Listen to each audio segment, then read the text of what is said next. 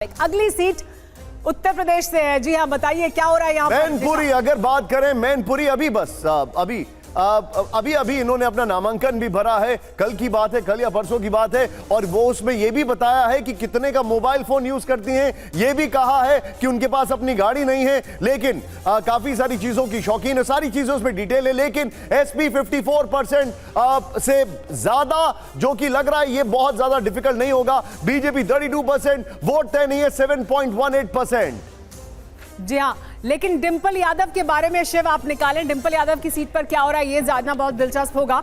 उसका आंकड़ा हम निकाल कर रखेंगे और वो बताएंगे कि डिंपल यादव की सीट पर क्या होगा। लेकिन शंभुनाथ जी, ये जो है अभी सीट, इसके बारे में हम बात करेंगे। डिंपल यादव की सीट पर क्या स्थिति है उत्तर प्रदेश में, लेकिन जो हमारा ओपिनियन पोल दिखा रहा है उसमें समाजवादी पार्टी को थोड़ा फायदा होता हुआ दिख रहा है गठबंधन की वजह से। क्या आपको लगता है कि वो जहां तक अभी है लिमिटेड वो रहेगा या और बढ़ेगा ये? देखिए, चूंकि डिंपल यादव मैनपुरी से लड़ रही हैं तो हो सकता है उसका असर थोड़ा बहुत आसपास की सीटों पर पड़े। आसपास की सीटों को पड़े। कन्नौज का फंसा हुआ, अभी कन्नौज का मामला क्या हो गया? अगर कन्नौज से अखिलेश जी खुद लड़ते हैं तो कन्नौज सीट सपा को जा सकती है। बगल में फिर इटावा है, इटावा में भी कुछ हो सकता है। इससे सपा का असर सेंट्रल यूपी में जो सपा का गढ़ रहा है वहाँ एक न कुछ फ़ायदा तो उनको मिलेगा ही। ईस्टर्न यूपी में भी सपा का दिखाई पड़ रही, खासतौर पे आजमगढ़ या गाजीपुर की सीटें, बदायूं सीट दिखाई पड़ रही है, और तो और कैराना सीट भी दिखाई पड़ रही कि शायद सपा के खाते में चली जाए। तो ऐसा नहीं कि सपा कोई कमज़ोर लड़ रही हो। सपा का एक कांग्रेस से गठबंधन है, उसका लाभ उसे मिल सकता है। कांग्रेस आज की तारीख में यूपी में कहीं जीतती न दिखाई पड़ रही हो, यहाँ तक कि अमेठी और रायबरेली सीटें भी थोड़ी फंसी हुई हैं, तो उससे ये तो महसूस हो ही रहा है कि फायदा मिलेगा। जी, लेकिन क्या हो रहा है डिंपल यादव की सीट पर वो आइए बता देते हो। तो देखिए, ये है स्थिति डिंपल यादव की सीट पर। ये देखिए यहाँ पर कंफर्टेबल दिखाई दे रही है, यानी पूरी तरह से इसमें कोई अंतर भी नहीं है, रंग में भी कोई अंतर नहीं है। नहीं, आप देख सकते हैं यहाँ पे वोट शेयर दिखा सकते हैं। यहाँ पे भाजपा का करीबन 40% मैक्सिमम जा रहा है। देखिए मैनपुरी में 47.84% है। और देखिए ये करहल की जो सीट है विधानसभा, यहाँ पर 59.96% है।